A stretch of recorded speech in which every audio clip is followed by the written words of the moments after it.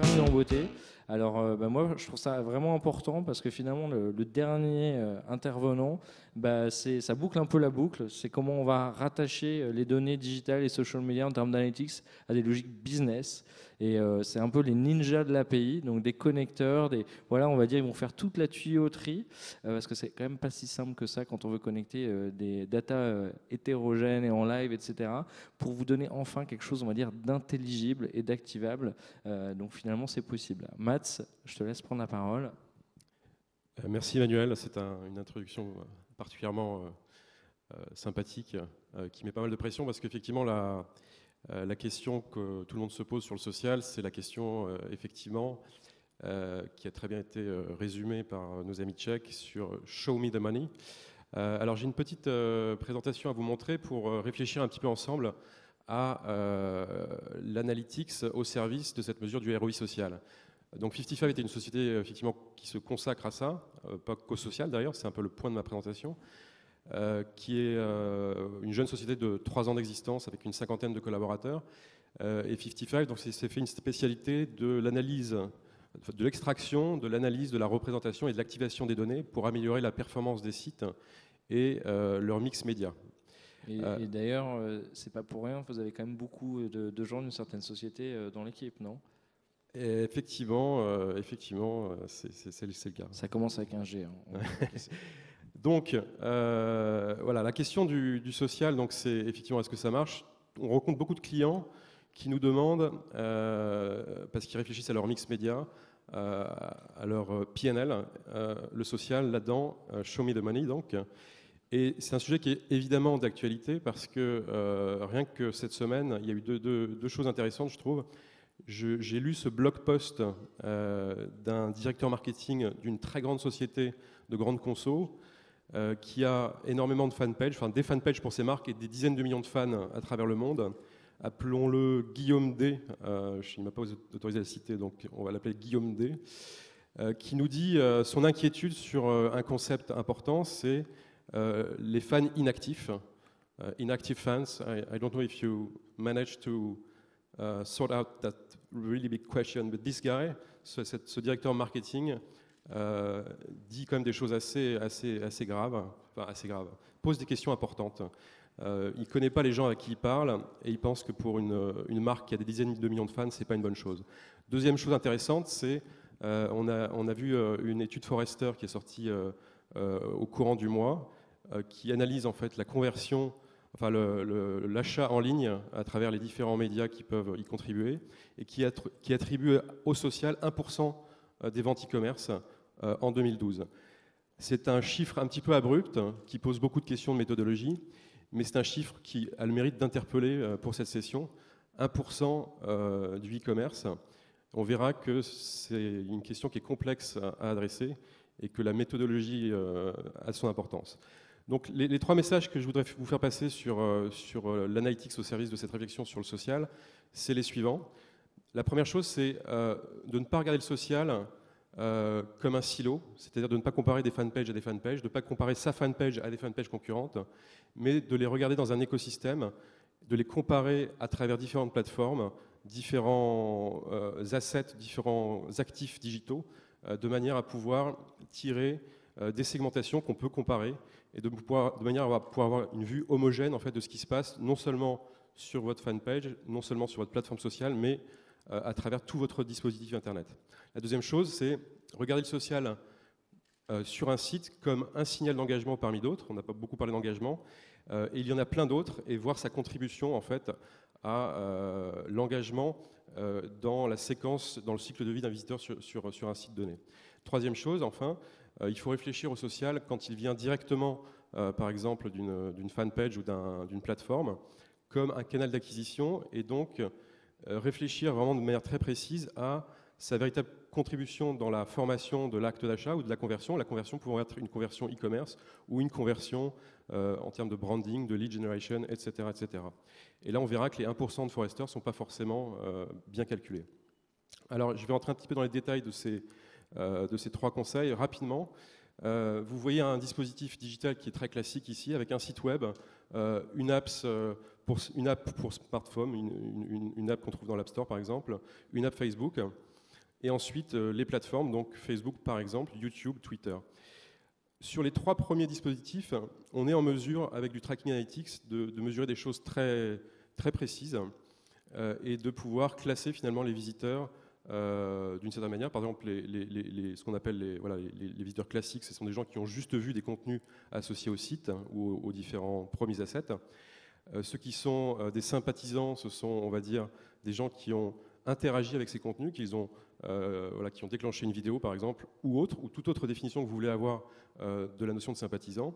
Et les ambassadeurs pourraient être par exemple ceux qui ont publié du contenu en dehors de votre site web, par exemple en utilisant les plugins sociaux ou en utilisant des jeux tels que la possibilité par exemple de faire un dessin et de l'imprimer chez soi. Donc ici on est dans une unité de tracking possible qui fait qu'on a déjà une sorte de classement et une sorte de segmentation. Là où ça devient intéressant, c'est qu'on peut réussir maintenant à faire ce type de segmentation et ce type d'analyse sur les plateformes. Alors c'est beaucoup plus compliqué, mais chez 55, donc on a développé des méthodos et des technos pour y arriver. Donc chez Facebook, on va se brancher sur leurs API pour avoir les mêmes notions de classique sympathisant ambassadeur. L'API peut nous donner des informations intéressantes. Elle ne nous donne évidemment pas toutes les informations, mais ça permet par exemple dans la catégorie ambassadeur de définir des gens qui sont particulièrement motivés parce qu'ils propagent les contenus et qu'ils utilisent tous les fameux plugins sociaux. Pour YouTube, l'API de YouTube nous donne également des informations et on peut là par exemple parler de view, donc je vois une vidéo. On peut parler de sympathisant quand quelqu'un va faire l'une des 3 actions suivantes qui sont les plus communes, donc par exemple faire un commentaire, faire un like, un thumbs up, ou par exemple envoyer le lien à des amis. Et puis plus loin, dans la catégorie ambassadeur, on va dire, et encore une fois ça ne tient qu'à nous de définir ça, on va dire l'inscription à la chaîne YouTube est particulièrement symptomatique d'un engagement très fort. Sur Twitter, c'est pareil. Le reach, on peut le calculer de manière dédupliquée, d'ailleurs, avec quelques astuces techno.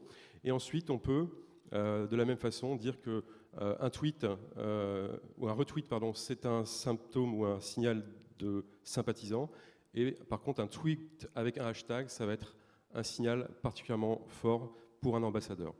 Donc c'est là où ça devient intéressant, c'est que vous avez une vue complète de votre dispositif social qu'on peut comparer de plateforme à plateforme et également avec vos assets owned entre guillemets. Et on est dans des choses qui sont vraiment très intéressantes et qui peuvent donner lieu à des tableaux de bord particulièrement éloquents. Le deuxième point, rapidement, donc le slide est moins sexy que les vidéos que vous avez vues tout à l'heure, mais là, il s'agit en fait de désiloiser complètement ce qui se passe sur un site en termes de profondeur d'engagement, qualité de la visite. Et ce qui est intéressant, encore une fois, imaginons que ce soit un dispositif qui est très classique, qui peut être un dispositif de e-commerçant, qui peut être un dispositif de site média, qui peut être un dispositif même de candidat à l'élection présidentielle. Vous avez un site, un mini-site pour annoncer une promo ou pour faire des actions plus spécifiques, et vous avez tout à droite donc, des bases d'emailing que vous allez nourrir et définir, segmenter en fonction de ça. Vous voyez que les catégories peuvent être particulièrement riches. On a sur l'engagement, on peut aller très loin. On va recueillir tous les signaux site-centric et évidemment la partie sociale va rentrer dans ce paradigme à un moment de l'histoire. On va dire par exemple tous ceux qui ont propagé des contenus, utilisé les plugins sociaux sont des gens qui vont faire passer le visiteur de la catégorie membre, par exemple, à la catégorie sympathisant. Et puis après, on peut aller beaucoup plus loin, activiste, ambassadeur, super ambassadeur, en fonction, encore une fois, de signaux qu'on recueille sur le site grâce à l'analytics et grâce à des méthodologies très éprouvées. Et puis vous avez en bas également des clusters de segmentation qui peuvent vivre séparément. Là, on est sur les non-acheteurs ou les acheteurs tout court, les acheteurs fréquents, on peut aller très loin. Et ça, c'est une segmentation qui est exclusive de la première, mais qui, en la sommant avec la première, couvre l'ensemble des visites sur votre site. Mon point sur ce slide, c'est de dire, ne regardez pas donc le social sur un site comme un signal ou un phénomène isolé. Regardez-le comme un signal parmi d'autres et évaluez son rôle en fait dans la montée en engagement de vos visiteurs de manière à avoir des stratégies marketing qui vous font passer d'un segment à l'autre. Et pour cela, il faut des mesures qui sont un peu précises, où par exemple, quand une personne revient, on la reconnaît de manière à ce qu'elle ne soit pas rétrogradée dans une autre catégorie. Donc ça, c'est pour la partie, je dirais, site-centric, où le social est un point important, mais doit se voir par rapport à d'autres choses. Dernier point sur la partie ROI social, je pense que c'est la partie qu'on pourrait qualifier média. Donc le trafic qui vient sur votre site en provenance des plateformes sociales, on peut le traquer. Et il fait partie d'un chemin complexe de conversion. Vous connaissez tous, en tant que responsable marketing, la complexité des chemins de conversion, le nombre de touchpoints, la longueur des cycles. Et dans cet exemple-là, vous voyez que le social arrive à un certain point et que dans la logique du marché d'aujourd'hui, qui est la logique de la mesure en dernier clic, un Google Analytics va vous attribuer dans cet exemple-là au SEO marque la paternité complète de la transaction ou de la conversion ou de l'acte d'engagement. Le SIM lambda va lui-même revendiquer 100% de la conversion si il est intervenu sur de l'AdWords au niveau de la marque, etc., etc., etc. Toute la logique ici, ça va être de considérer le social avec des technologies soit standards qu'on peut trouver dans des outils comme Google Analytics, soit plus compliquées à base d'algorithmes et à base de modèles polyattributifs, monoattributifs, algorithmiques. Je vous passe les détails. C'est de pouvoir recalculer. Si vous voulez un rendez-vous pour savoir c'est quoi un modèle, pour un voir algorithme si polyattributif. vu l'heure de la journée, mais c'est très important parce que ça permet en fait de recalculer le ROI de chaque canal, de lui donner une valeur et de repenser tout votre mix média à l'aune d'une véritable contribution. Et là, dans cet exemple un petit peu factice, vous voyez que le social, la provenance sociale contribuant à la conversion, avec tous les enregistrements qu'on fait, les analyses prédictives et les modèles qu'on applique, n'est pas de 1% comme le suggérait Forrester, mais peut être de beaucoup plus. Donc là c'est un peu le rêve du marketeur quand même. Tu étais en train enfin de nous dire, on va pouvoir savoir quand je dépense en référencement, social et tout, où je dois mettre mon budget et qu'est-ce que ça m'a donné derrière. Exactement.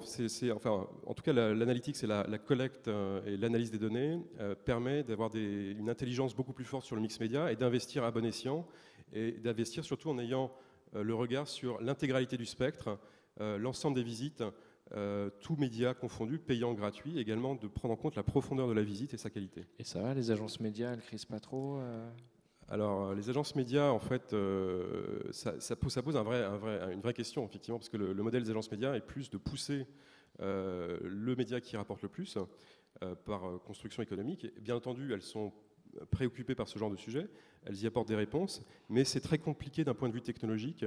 Il faut à la fois des investissements en matériel, en infrastructure et en intelligence logicielle. On utilise beaucoup de logiciels comme Tableau, R ou SAS, mais ça nécessite également des gens qui ont des compétences très particulières. Et ça, c'est un sujet qui est très vaste et qui pourrait occuper toute une après-midi. En conclusion, ce que je dirais, c'est qu'il y a vraiment 3 grandes leçons issues de l'analytics au service du ROI social. La première, c'est tout simplement, il ne faut pas juste écouter vos conversations, les comparer entre elles. Il ne faut pas considérer ces activités sociales comme des choses séparées. Il faut les remettre dans un ensemble d'actifs Internet que vous pouvez mesurer. Donc l'importance du contexte, finalement. L'importance du contexte et de l'ensemble de votre dispositif pour ne pas regarder des choses qui sont isolées et surtout comparer des choses comparables, des pommes à des pommes, en ayant donc un tracking approprié et des méthodologies très rigoureuses. La deuxième chose, il faut regarder l'ensemble des signaux d'engagement. Il faut vraiment considérer le parcours sur un site comme une somme d'interactions et l'interaction sur le social fait partie de plein de signaux et donc tenter de segmenter votre audience et de la faire monter en gamme dans l'engagement. Et la dernière chose, c'est vraiment reconnaître ou calculer de manière rigoureuse la vraie contribution de votre social en termes d'impact sur la conversion, quel que soit l'objectif de conversion. Encore une fois, ça peut être du branding, ça peut être tout à fait autre chose que du e-commerce, en pratiquant en fait des modèles d'attribution ou de contribution qui sont exhaustifs, qui sont intelligents. Et le dernier point que je voulais évoquer, c'est que si on se réfère à la nomenclature classique du social, à savoir le paid, owned et earned. En quelque sorte, le paid, donc c'est l'ensemble de vos canaux médias, online et offline.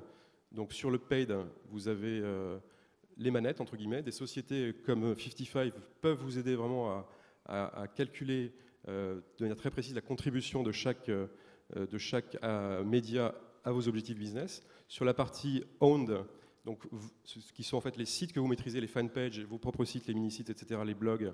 Là, également, l'analytics vous apporte énormément de clés pour bien comprendre ce qui se passe. Et sur la partie earned, donc tout ce qui est propagation du buzz, activité sociale hors de votre site que personne ne contrôle. Par exemple, sur Facebook, on a des idées du reach, mais ce sont des données qui sont à la fois inaccessibles par des sociétés comme les nôtres, ou qui sont en tout cas agrégées et non individualisées. Et donc sur la partie earned, vous devez évidemment avoir des activités extrêmement sophistiquées avec des sociétés telles que Social Bakers, mais il faut les replacer dans un contexte plus large qui est les deux autres pans que j'ai évoqués. Voilà, c'était un peu ma vision sur le ROI social via l'analytics. Alors concrètement, aujourd'hui, vous travaillez avec pas mal d'entreprises. Donc typiquement, ce type d'intégration va pouvoir monter un tableau de bord. Donc en plus, a priori, où tu peux avoir du reporting à la limite par sous-marque, par région, etc. Ça s'adresse à qui quand même? C'est pas la PME du quartier, j'imagine. Ça concerne en fait tout type de société qui a, pour laquelle le canal Internet est un canal stratégique de distribution, de vente, d'engagement, d'interaction. Et donc, par définition, ça concerne des sociétés qui, effectivement, ont des moyens moteurs importants. Non pas que les dashboards soient des choses chères, je pense même que c'est de plus en plus accessible, mais il faut compter des budgets, effectivement, non neutres, parce qu'il y a de la techno, il y a également beaucoup de compétences intellectuelles, du conseil, qui permet vraiment d'avoir cette vision globale. Bon, merci Matt. On va en profiter pour finir avec quelques questions. Alors malheureusement, on va dire pendant ces 2 jours, on n'a pas toujours eu le temps. Alors on va profiter qu'il y a encore quelques gens qui sont restés là jusqu'au bout. Il y a peut-être quelques questions dans la salle. On va profiter. On a 3, même 4 super experts. We got 4 top experts. So maybe we have some questions from the room. Surtout que c'est le dernier panel, donc allez-y. Soit ça y est, on a endormi tout le monde, soit on a répondu à toutes les questions. Personne, profitez-en, là, ils ne font pas payer, donc c'est le moment de leur poser les questions. Je vois que le tracking de 55 est flippant en matière de conversion. Donc, got one question for you, Jan. I am working in a social media monitoring company, so I was just wondering, all the KPIs you define, they're all based on stats only. What do you think about mixing that with, a proper content analysis in order to, have a better view on real engagement? I think it's a good point. We recommend more and more to do content analysis. I think that's stage 2 or 3 of the whole social media mix. We've seen that companies do that more and more, and I would definitely recommend it. There are many social listening companies out there that, tools that offer social listening, and they also claim that they can do sentiment analysis. I believe the only way to do sentiment analysis 100% is manually. There is no current proper engine that could really give you a full view on your sentiment in all languages, especially because people in social media really like to use different things like being ironic and satirical doing satirical jokes and stuff like that. So it's definitely do a content analysis, and I would encourage that to everybody, but typically that's the further along down the road. And our tools allow that, by the way. Donc c'est un peu la difficulté finalement où on commence à avoir des outils de buzz monitoring d'un côté, des outils de social analytics de l'autre, et finalement on a un client au milieu, il va falloir mettre tout le monde d'accord. Alors au Stade de France, justement, vous avez des outils, vous avez des plateformes, vous avez des dashboards, vous utilisez Excel, vous faites ça à la main. Comment vous suivez un peu pour savoir si ça s'améliore d'une fois sur l'autre? Comment vous identifiez les influenceurs? Comment vous mesurez le nombre de retweets? Alors on a très peu d'outils, j'écoutais avec beaucoup d'intérêt, monsieur. Je ne suis pas sûr que ce soit dans nos moyens à court terme. Non, nous, on a très peu d'outils, c'est très artisanal. C'est beaucoup de mesures, des informations de base qui, elles, sont facilement accessibles. Et derrière, beaucoup d'intuition, beaucoup d'envie de continuer à développer notre outil et notre communauté. Mais non, aujourd'hui, on n'a pas tous ces outils d'analyse et on n'est pas encore dans la phase où on pourrait financer ces outils d'analyse par notre activité. Parce qu'on pense à quelques exemples aux États-Unis où Facebook, par exemple, a fait un système de réservation où quand on réserve une place, alors je ne sais plus dans quel stade là-bas, on peut savoir si on a des amis et où ils sont installés déjà pour essayer de réserver les places derrière. Bon, j'imagine pas trop la logistique derrière pour gérer ça avec le système de ticketing, etc. Mais bon, on attend les chaises qui permettront de retweeter directement les sièges au stade, directement dans le stade. Mais d'ailleurs, dans le stade, on s'aperçoit qu'on ne voit plus de briquets, mais j'étais encore à un concert chez vous il n'y a pas très longtemps pour Madonna et on voyait tout le monde avec ses iPhones ou avec ses smartphones en train de prendre des photos, des vidéos, de partager un peu ce moment-là avec leurs amis. Donc vous êtes déjà de toute façon connectés quoi qu'il arrive par les gens qui sont présents.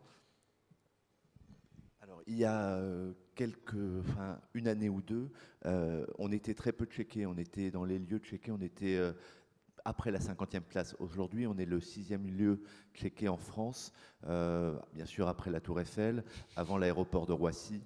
Donc oui, on commence à exister de plus en plus et tout ce qu'on fait va vraiment dans ce sens-là. Et on a un potentiel d'action extrêmement important, puisque quand vous parliez de Madonna ou des briquets, effectivement, les gens veulent vivre l'événement et veulent de plus en plus le partager. Donc, on a tout un travail à faire pour leur permettre de partager de plus en plus l'événement dans le stade, en plus de le vivre. Voilà, c'est-à-dire de pouvoir avoir la double expérience. Donc, c'est des sujets de connectivité importants et lourds sur lesquels on travaille. Bon, donc les choses avancent et du coup, on vous avait parlé de Facebook, de YouTube, Foursquare, vous regardez un tout petit peu ou si on fait 10 check-in avec des amis au Stade de France, vous nous offrez la place Pas encore. Pas encore parce qu'on n'offre pas beaucoup de place. Mais oui, nous, on est en train de monter un truc qui aujourd'hui nous a un petit peu dépassé parce que honnêtement, quand on a commencé, on est une PME, on commençait pour voir, pour tenter. Aujourd'hui, on a trouvé une opération, une façon de se comporter sur les réseaux sociaux qui fonctionne bien et qui nous permet de tirer le fil de quelque chose de plus important. Donc on est en train de se structurer et c'est pour ça que je disais on a trouvé un vivier RH dans cette communauté parce qu'on est en train de se structurer avec des gens qui viennent de cette communauté pour commencer à développer notre toile encore plus, même si aujourd'hui on s'aperçoit qu'on est déjà une marque extrêmement présente. D'accord. So, about Social Baker, you're analyzing so many, I would say, pages, and now you are starting benchmarking different industries, which I think, as you were saying before, there is not maybe one best page, but it depends by industry. So, what are the top industries you see that are the most successful and innovative, and what are the ones that are lagging a bit behind? What do you think?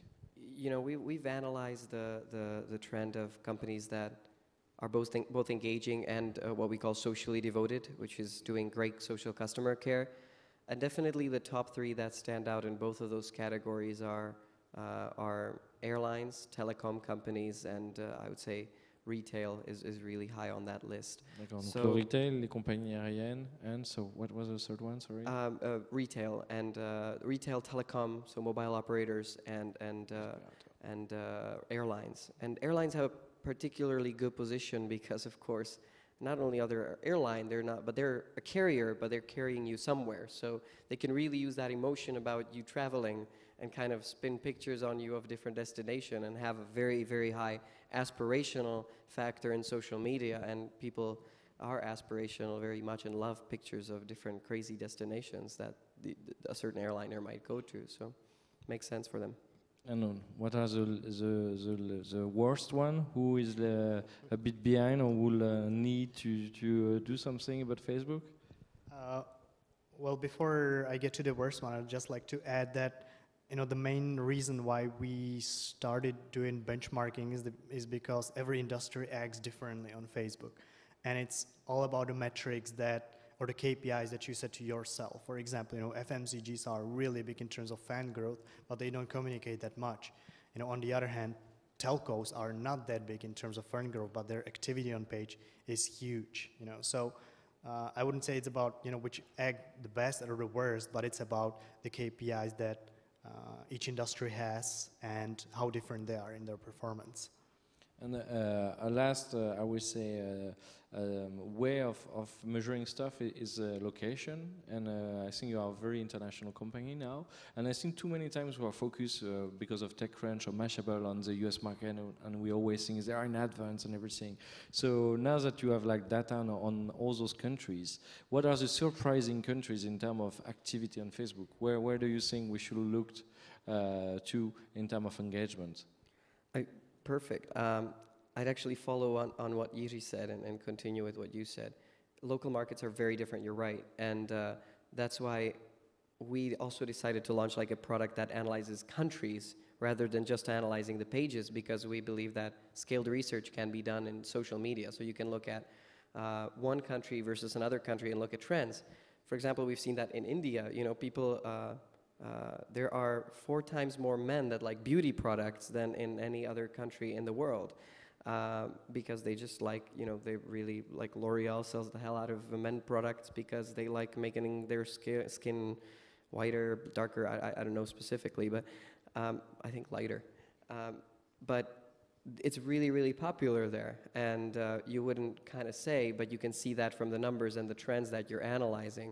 And of course, looking at the local trends, not only going to the check-ins place, which is very, very an interesting game, and we analyze 2 million places on Facebook, really, really good data, sort of where people check in.